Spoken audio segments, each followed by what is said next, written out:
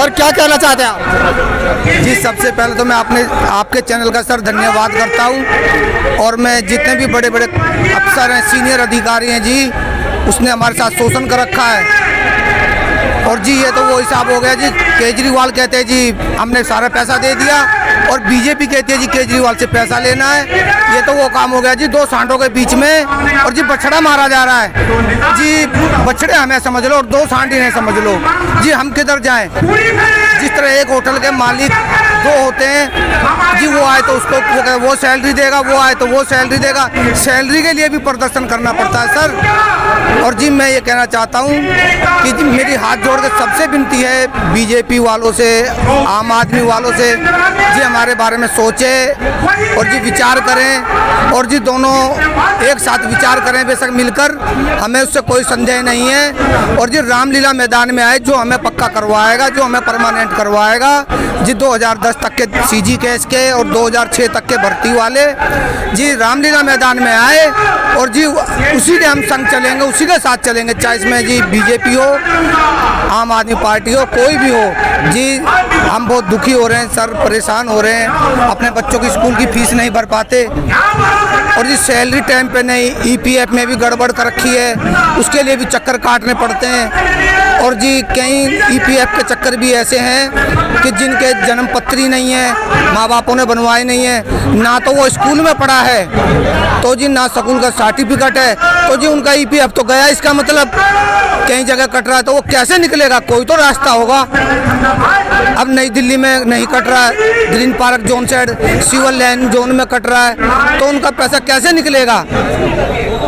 किसी ने अपनी शादी करनी है बेटी की, किसी ने अपनी भांजी का आगे वाले नवंबर में शादी है, मेरे यार दोस्तों की भाई बंधु हैं, उसको कैसे वो अपने भात भरेगा? कैसे करेगा इस विषय को? बच्चों की फीस भरनी होती है, अगर कहीं पे पैसा कटता है, कोई अफसर सीनियर अधिकारी कोई गाड़ी लेता, कोई फ्लैट लेता है, उसकी पासबुक होती है, उसका सब कुछ होता है, उसकी आईडी होती है, लेकिन जी यहाँ तो कोई सबूत ही नहीं है, ना कोई कुछ है, बताओ कैसे करेंगे? और जी मेरी सबसे गुंजाइश है सब सीनियर अधिकारियों से, ज्ञानेश भारती जी से, अमित शाह जी से, जी हमारे बारे में सोचें, और जी हम उसी के साथ चलेंगे, उसी को वोट देंगे जो हमारे काम कराएगा। रामलीला मैदान में आए और जी वहीं पे अपनी कहते हैं जी हमने आपका साथ दिया, आप हमारा साथ देना। हम जी इस बात के लिए बिल्कुल तैयार हैं, लेकिन एक बार आए तो सही। धन्यवाद जी सर। क्या नाम है आपका? जी मेरा नाम अनूप कुमार है, और जी हम कोई लड़ाई नहीं लड़ना चाहते कि भाई हम बस में आग लगा दिया, रेलवे जला दिया। राष्ट्र की संपत्ति हम अपनी संपत्ति समझते हैं कि राष्ट्र की जो संपत्ति है उसमें हम अगर हम आग लगाएंगे, आगजनी करेंगे, उसमें हमारा नुकसान है जी। ऐसा कोई हम नहीं करना चाहते। तो अभी आप लोग कच्चे में हैं? हाँ जी कच्चे में हैं जी। मैं अपने पिताजी की जगह लगे हुए हैं, 2009 के सीजी केस पर, डेथ केस पे लगे हुए हैं जी। 2010 की डिमांड है, बाकी कांग्रेस के राज में या पहले रिकॉर्ड उठाकर देख लो, 5-6 साल में पक्के हो जाते थे डेथ केस के। अब लेकिन ये सुनवाई नहीं कर रहे। मेरी इनसे हाथ जोड़कर मैं विनती करता हूँ कि जी सोचा जाए, विचार करा जाए, इंसान को इंसान समझा जाए, और जी सब हम इनकी सेवा में लगे हुए हैं। सुबह 6 बजे उठकर आते हैं ड्यूटी पर, कूड़े कचड़े का काम करते हैं, ना हमें वर्दी मिलती, ना कुछ मिलता, ना इनका सहयोग मिलता।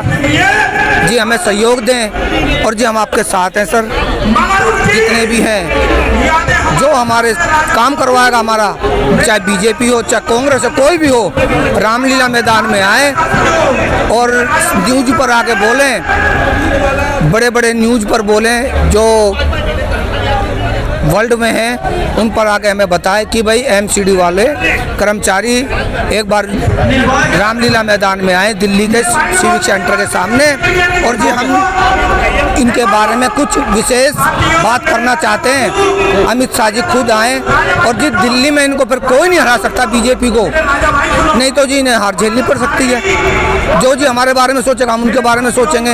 एक बार ग्राउंड में आए, मेरी हाथ जोड़कर विनती है जी, हम बीजेपी के साथ हैं। ठीक है, आप देख रहे हैं D7 अबरार अंसारी साहब, दिल्ली।